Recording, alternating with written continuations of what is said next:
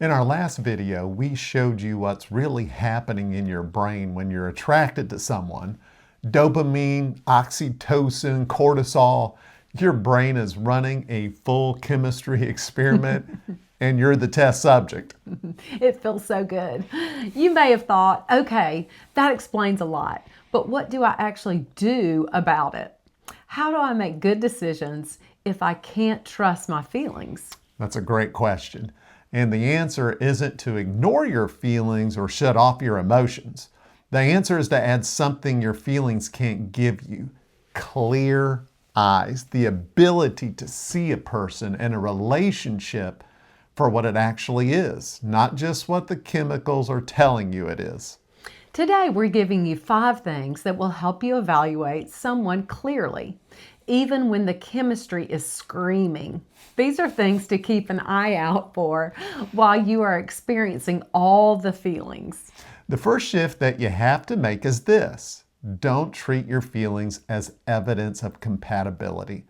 I know that sounds countercultural. I know everything you've ever been told says trust your heart and follow your feelings. But after what we showed you in part 1, you know now what your feelings actually are in the early stages of a relationship. They're dopamine, norepinephrine, and low serotonin. They're a chemical cocktail designed to make you bond, not to help you evaluate if this person is good for the long term. So if feelings aren't evidence, what is? Observation, watching, paying attention to what's actually in front of you instead of what you feel about what's in front of you. A person can say much more about who they truly are through their actions than with words alone. So does this person make space for you? Do they shut you down when you need to talk about something important? What do they do when you disagree? Do they take responsibility when they mess up, or do they deflect and make it your fault? How do they talk about others not in their presence? How do they handle stress? These things are observable behaviors. And observable, that is a tough word to say, observable behaviors will tell you volumes about a person. And here's a test I'd challenge anyone watching to go by. The next time you're interested in someone, keep a note in your phone, not a diary about how you feel, but a log of what you observe. What did they do? How did they respond? What choices did they make when it wasn't easy? After a few weeks, read that list back to yourself and ask, does this person's behavior match what my feelings are telling me? And if there's a gap between what you're observing and what you're feeling, your chemicals could be lying to you. I want to say this gently because I know it can feel unromantic. This isn't about becoming cold or clinical.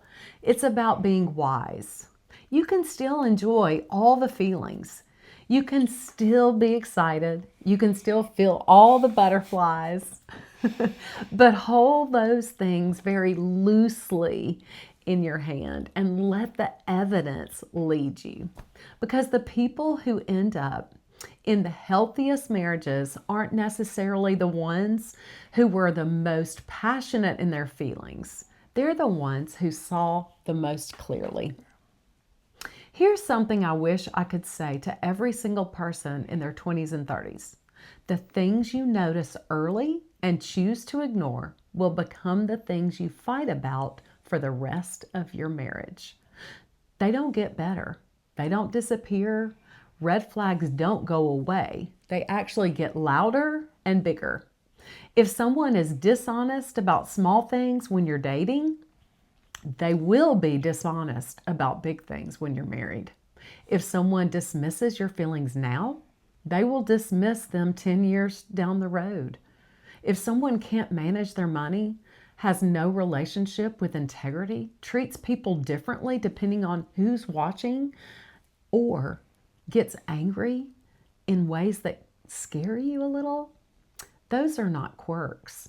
Those are not things that love will fix. Those are patterns, and patterns don't change because someone puts a ring on your finger. Here's why people ignore red flags: dopamine, norepinephrine, oxytocin. When your brain is flooded with these feel good chemicals, it literally turns down the volume on the part of the brain responsible for critical thinking. You see the warning sign, but the dopamine says, yeah, but they make me feel so alive. You see the inconsistency, but the oxytocin says, but we're so connected. The chemicals don't just create good feelings, they're actively suppressing your ability to evaluate the bad that you see. And this is where your community becomes critical. One of the smartest things single people can do is to have 2 or 3 trusted people in their lives who have permission to be honest with them, not people who just tell you what you want to hear. People who love you enough to say, hey, I see something here that concerns me. And when the chemicals have your judgment impaired, you need people around you whose judgment isn't. If everyone in your life is raising concerns about someone and you're the only one who thinks it's fine, the chemicals could be running the show. Number 3 is to pay attention to the things that you're willing to give up for this person, because some of those things you may regret later. Remember what we said about oxytocin? When you're bonded to someone, your brain wants to do whatever it takes to keep that bond. So you start compromising. And I'm not talking about the healthy kind of compromise where 2 mature people negotiate. I'm talking about the kind where you abandon things that used to matter deeply to you and you barely notice you're doing it. People will compromise deeply held principles when they are in that attraction fog. And people who want children may choose not to have them if their partner doesn't, and vice versa. However, regret sets in later, accompanied by significant dissatisfaction. People compromise their character, career ambitions, friendships, financial principles, all because the chemistry was so strong that saying no to anything felt like it might threaten the relationship. And here's the hard truth. When the chemicals fade and you're sitting in a life you didn't actually choose, resentment comes. And if it doesn't come quietly, it includes the phrase, I gave up everything for you. That's not the love story that you want to write. That is something that you are going to regret deeply. So here's the question worth asking yourself. If the butterflies disappear tomorrow, if you wake up and felt completely neutral about this person, would you still be okay with the life you're building? Would you still be at peace with the choices that you're making? Could you look in the mirror and be proud of the person you are in this relationship? If the answer is no, then you're not making good decisions. It's likely the chemicals are making them for you. And that's a dangerous place to be. That's not good. Number 4 is the one that most people skip, but it might be the most important thing you do before you ever get into a serious relationship. Get honest about why do you want to get married. Don't give the easy answer of, because I love them. What is actually driving your desire for marriage right now today? Is it loneliness? Is it the fear that time is running out? Is it watching everyone else get married on social media and feeling like you're falling behind? Is it wanting to feel chosen? Because here's what the brain chemistry does with those motivations. It amplifies them. If you're lonely, the dopamine from our new relationship feels like the cure. If you're afraid of being alone, the oxytocin bond feels like safety. If you want to feel chosen, someone's attention feels like validation you've been starving for. Suddenly, this person isn't just a person. They're the solution to every ache you've been carrying. That's not a foundation for marriage. That's a setup for putting the weight of your emotional survival on someone who was never meant to carry it. That's a lot of pressure right there, and it's not fair. There's nothing wrong with want to be married. It's absolutely beautiful. The difference between someone who's ready and someone who's desperate is this. A ready person can walk away from a bad match because their life is full without a relationship. But a desperate person can't because they need the relationship to feel complete. And the chemicals know the difference. They will exploit every void, every insecurity, every unresolved need you carry into the dating process. So before you worry about finding the right person, ask yourself this. Am I the right person?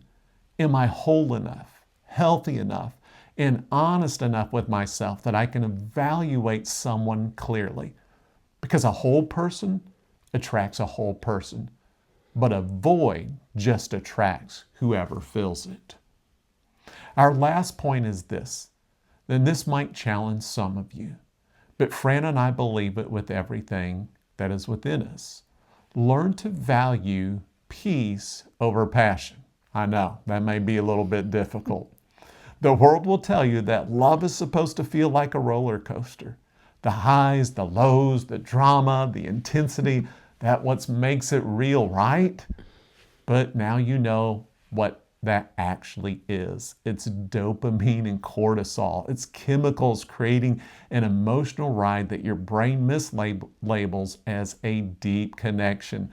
And it's going to fade. The chemicals always fade.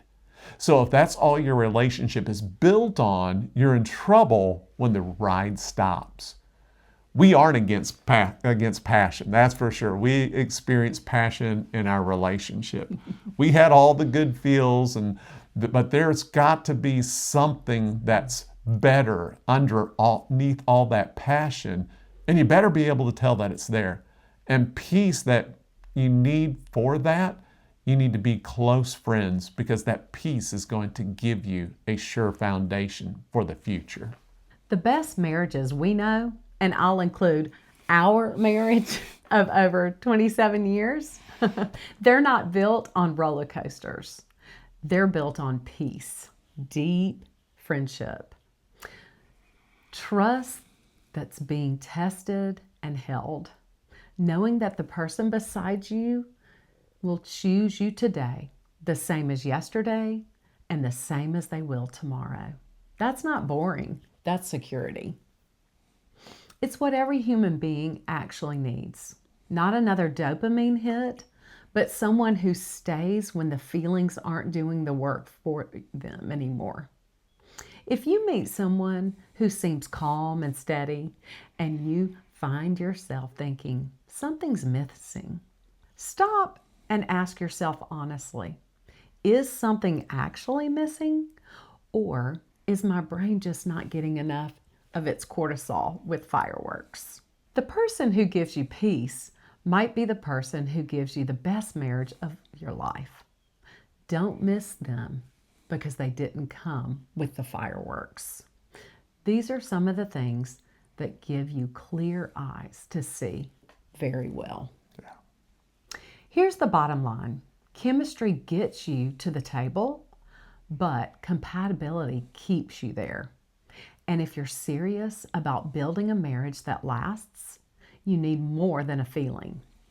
You need clear eyes. It reminds me of that Boston song of More Than a Feeling.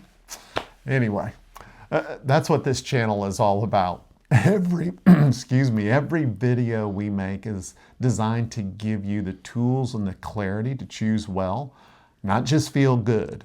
So if you're not subscribed yet, now's the time. Hit subscribe, tap the bell, because we've got a lot more coming for you. And share this with someone who needs to hear it. We all have that friend who keeps choosing wrong because the chemistry was right. This might be the best thing that changes their approach. Please leave us a comment. Tell us, do you tend to lead with chemistry or compatibility? No judgment. We would love to hear from you.